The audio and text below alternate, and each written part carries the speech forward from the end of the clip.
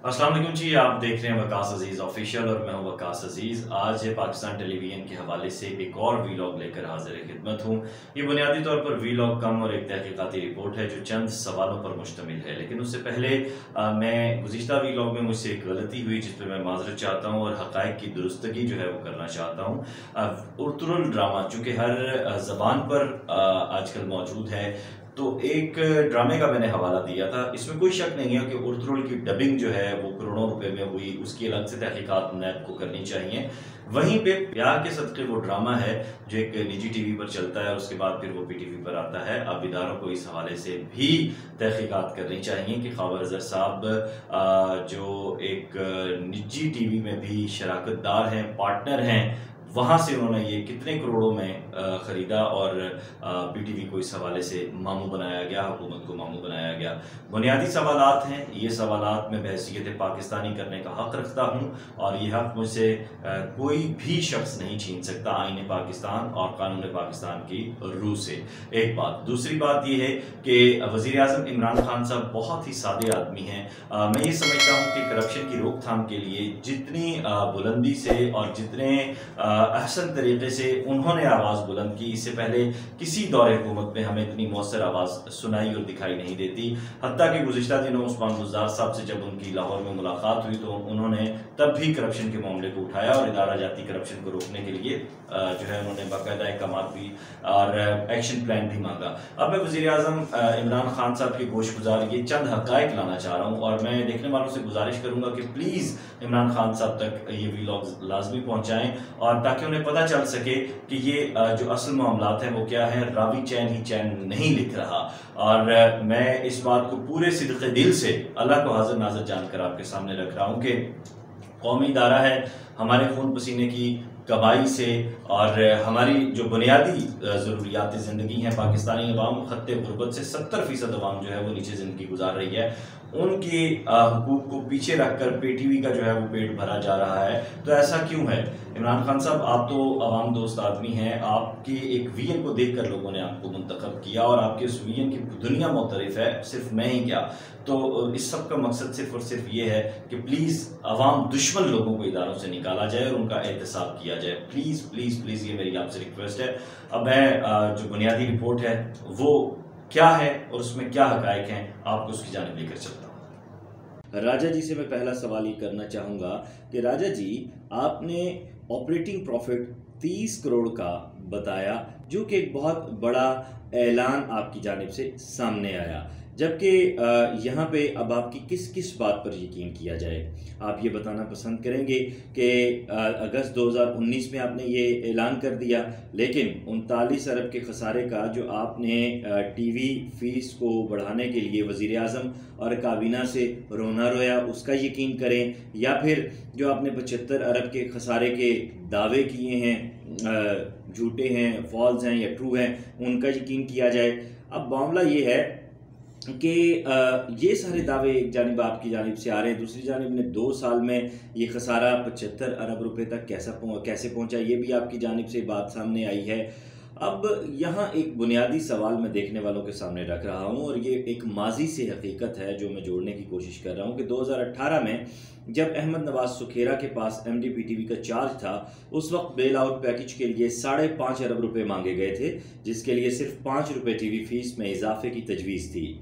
लेकिन मरियम औरंगज़ेब जो उस वक्त वज़ीर इत्तलात थीं, उन्होंने ये बोझ अवाम पर डालने से मना कर दिया था और उस वक्त के वज़ीर आज़म शाहिद खाकान अब्बासी से वन टाइम ग्रांट की दरख्वास्त की गई थी।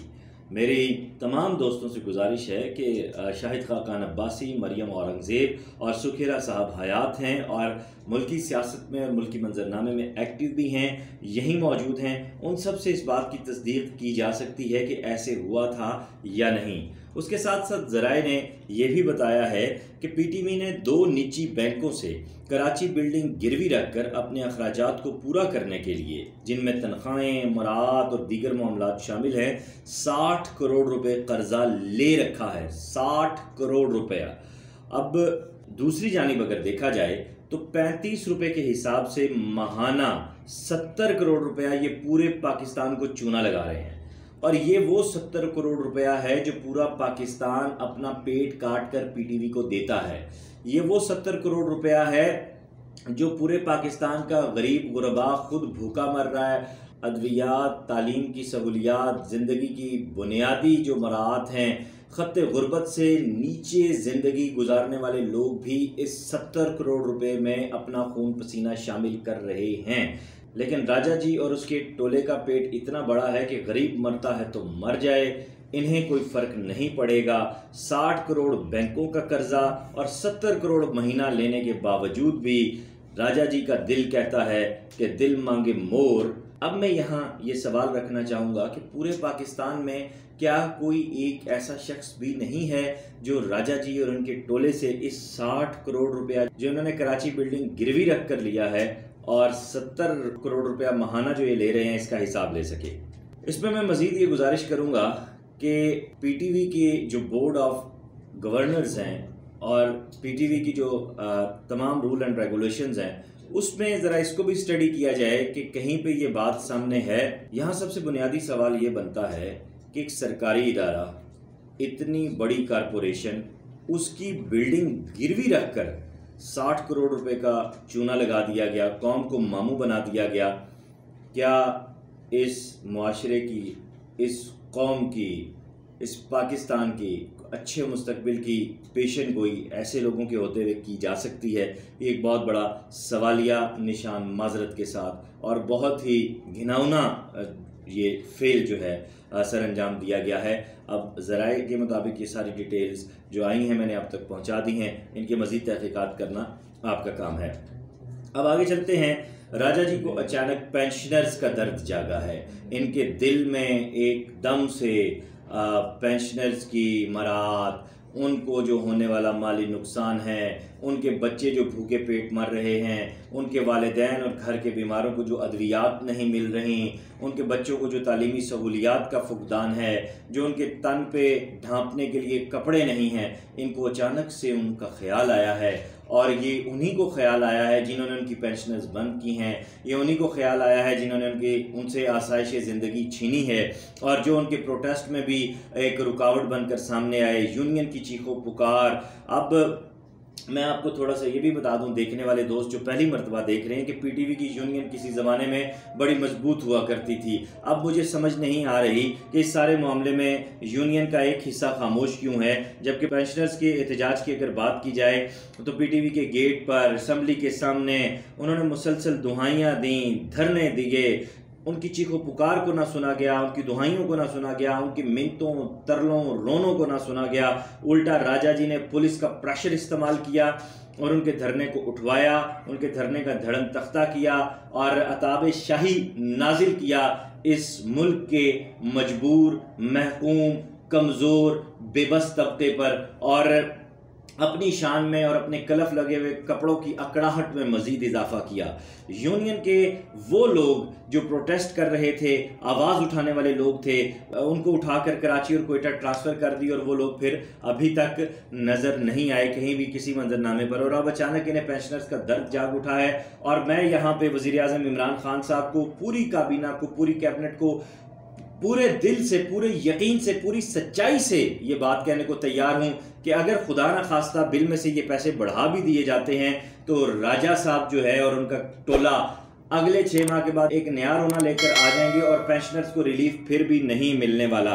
अब आपको ये भी बताऊं कि ज़राए के मुताबिक 28 जुलाई को इनके केस की समाअत है और देखिए उस केस में क्या बनता है, क्योंकि एक ऐसे वक्त में जब इनके खिलाफ कोर्ट्स में केसेस चल रहे हैं, करप्शन की, किक्सबैक्स की बातें हो रही हैं, अनगिनत इल्ज़ामात इनके ऊपर आ रहे हैं और उस पर ये 22 अरब रुपया जो है सालाना दोबारा बिल की मद में मांग रहे हैं। 7 अरब रुपया इन्हें सालाना मिल रहा है। क्या ये इसका पहले जवाब देना पसंद करेंगे? और फिर वज़ीर आज़म इमरान खान जो करप्शन की सद्देबाब के लिए दिन रात तक वो दो उन्होंने कर रहे हैं और ज़राए ने यह भी बताया कि इस हवाले से आइंदा आने वाले दिनों में उनकी जानिब से कुछ बड़े जो है ऑपरेशंस या कुछ बड़ी एक्टिविटीज़ भी होने वाली हैं इंशाअल्लाह ताला। मुल्क में करप्शन को वो जड़ से ख़त्म करने का जो उन्होंने अज़्म किया हुआ है, तहिया किया हुआ है, उसमें यकीनन पूरी कौम उनके साथ है। तो ऐसे में नेपरा की भी आवाज़ सुननी चाहिए, जिसने इस तरीक़ाकार को जस्टिफाई और जिस दुरुस्त नहीं समझा, और उन्होंने दोबारा इस इजाफे को,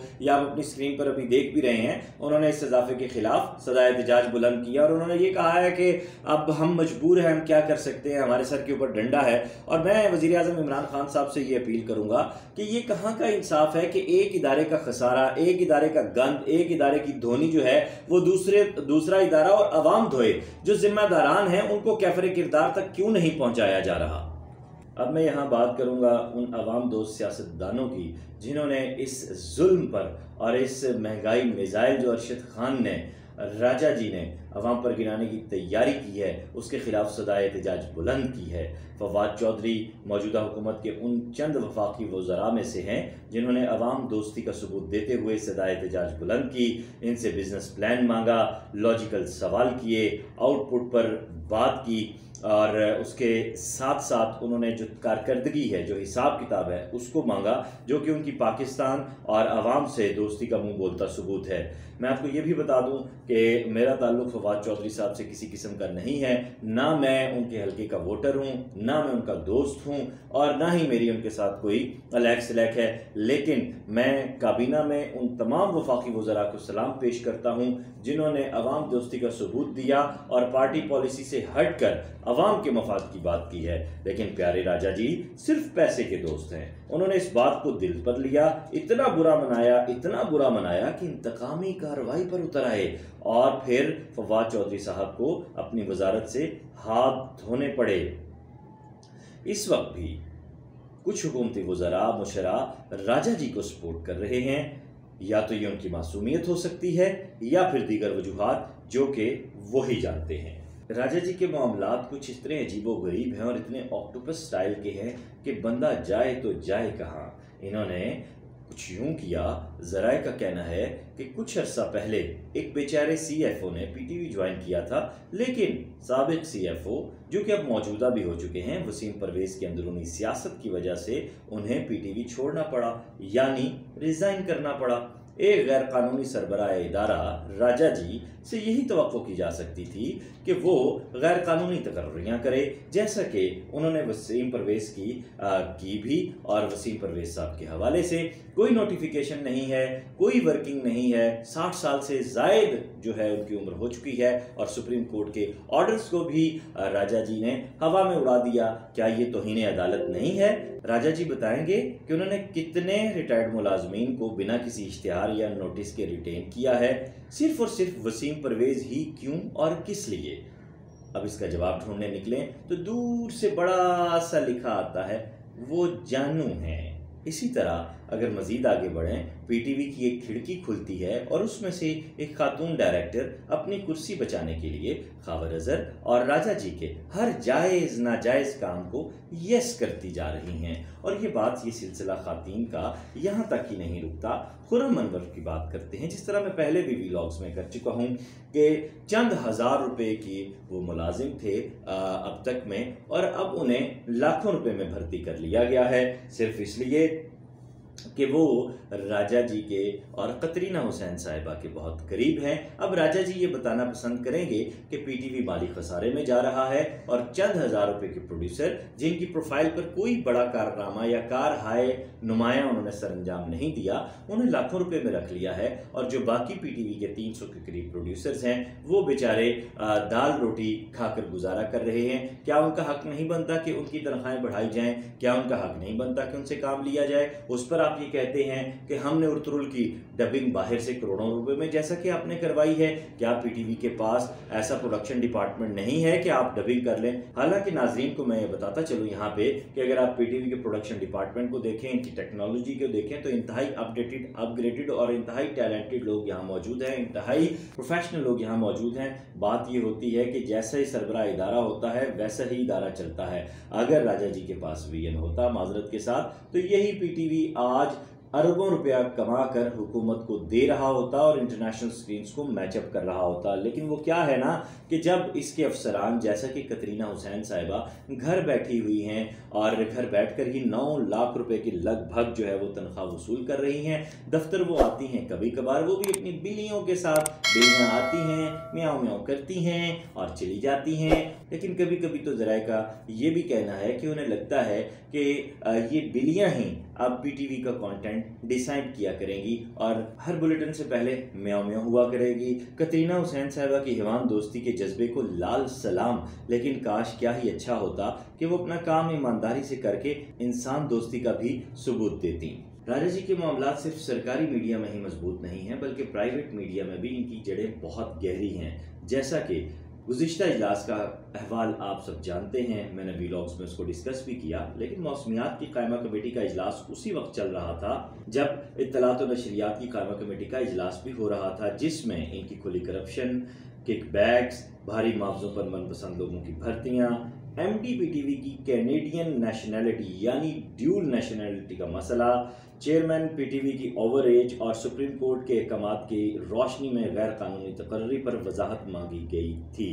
ये भी मैं देखने वालों को बताता चलूं कि ये जो पॉइंट्स मैंने आपसे डिस्कस किए हैं, ये एक निजी टीवी चैनल ने टिकर्स की सूरत में चलाए, लेकिन फ़ौरन ही वहाँ से फेड आउट करवा दिए गए, जिससे आप अंदाज़ा कर सकते हैं कि राजा जी कितने बाअसर और बाइख्तियार हैं। अब पूरे मीडिया में PTV की इस कहानी का कोई जिक्र नहीं है, कोई फसाना नहीं है। मुल्की मीडिया इस पर क्यों खामोश है, ये एक बहुत बड़ा सवालिया निशान है। और अगर यहाँ पे कोई और बात होती तो यही मीडिया चीख चीख कर दुहाइयाँ दे रहा होता। जिक्र करते हैं इस्लामाबाद हाई कोर्ट के एक और वर्डिक्ट का, जिसमें उन्होंने कहा था कि PTV में प्रमोशंस खूबसूरती की बुनियाद पर होती हैं, तो ऐसा ही हुआ है। खबर रज़ा साहब ने गुज़िश्ता दिनों एक लड़की की तनख्वाह 84,000 से बढ़ाकर 2 लाख कर दी है। खबर रज़ा साहब के हवाले से ज़राए का ये भी कहना है कि खूबसूरत ख़वातीन चाहे वो कराची हों, लाहौर हों, इस्लामाबाद हों, कहीं पे भी हों, उनको खुसूसी मरात खबर रज़ा साहब की जानिब से उनकी खूबसूरती देख कर की जाती हैं। इसीलिए एक इनक्लेव में एक खुसूसी अपार्टमेंट भी खबर रज़ा साहब ने रखा हुआ है। ज़राए का ये कहना है कि उस अपार्टमेंट के तमाम अखराजात और उसके अंदर अयाशी की जितनी भी फैसिलिटेशन है वो चंद मखसूस मार्केटिंग कंपनियां फराहम कर रही हैं और तमाम अखराजात बमा नखरे वो उठा रही हैं। रिपोर्ट के आखिर में ये बात सबसे पहले करनी चाहिए थी, लेकिन तमाम मुद्दा आप तक पहुंचाने के बाद ज़राए का ये कहना है कि वफाकी काबीना का हर इजलास जो मंगल को होता है, उसमें आइंदा इजलास में भी PTV का 100 रुपये मामला यानी बिल में इजाफे वाला मामला दोबारा उठाया जाएगा। यही वजह है कि अरशद ख़ान और इनकी काबीना सरतोड़ कोशिश कर रहे हैं कि वज़रा और मुबैना तौर पर वो वज़रा जो उनका साथ दे रहे हैं और उसके साथ साथ अपोजिशन से भी साजबाज की जाए और अपोजिशन से भी दोस्तों को मुबैना तौर पर अपने साथ मिलाया जाए। यहाँ पे इस बार इम्तहान कैबिनेट का है और उसके साथ अपोजिशन का है, क्योंकि वज़ीर आज़म इमरान खान साहब की जानिब से ये बात की गई है और इससे आप सब आगाही रखते हैं कि अगर 100 रुपये वाला मामला दुरुस्त और जायज़ है तब उसे आगे बढ़ाया जाए। अब देखते हैं कि काबीना और अपोजिशन आवाम का कितना ख्याल करते हैं, ईमानदारी का कितना ख्याल करते हैं और पाकिस्तान टेलीविज़न को अरबों रुपए का नुकसान पहुंचाने वाले इस टोले को क्या कटहरे में लाते हैं या नहीं। उसके साथ साथ नैब, FIA और चीफ जस्टिस ऑफ पाकिस्तान से भी गुजारिश है कि अब इतने हक़ाइक़ सामने आ चुके हैं और जनरल आसिम सलीम बाजवा साहब जो इस वक्त हेड भी कर रहे हैं, शिबली फराज साहब जो वफाकी वज़ीर इत्तलात और नशरियात हैं, जब इतने सारे मामलात सामने आ चुके हैं, सबूत आपके सामने हैं, तो फिर इन लोगों के ख़िलाफ़ कार्रवाई करने में क्यों ताख़ीर की जा रही है, इतने सारे सवालिया निशान क्यों डाले जा रहे हैं। क्या यही वो ममलुकत खुदादाद पाकिस्तान है जहाँ पर इंसाफ की बिला ताख़ीर फराहमी का वादा वज़ीर आज़म इमरान खान साहब ने किया था? क्या ये वही ममलुकत खुदादाद पाकिस्तान है जिसकी खुशहाली का वादा वज़ीर आज़म पाकिस्तान जनाब इमरान खान साहब ने किया था? यानी जब मिट जाएगी मखलूक खुदा तब इंसाफ करोगे। अपना ख्याल रखिएगा। खुदा हाफिज़।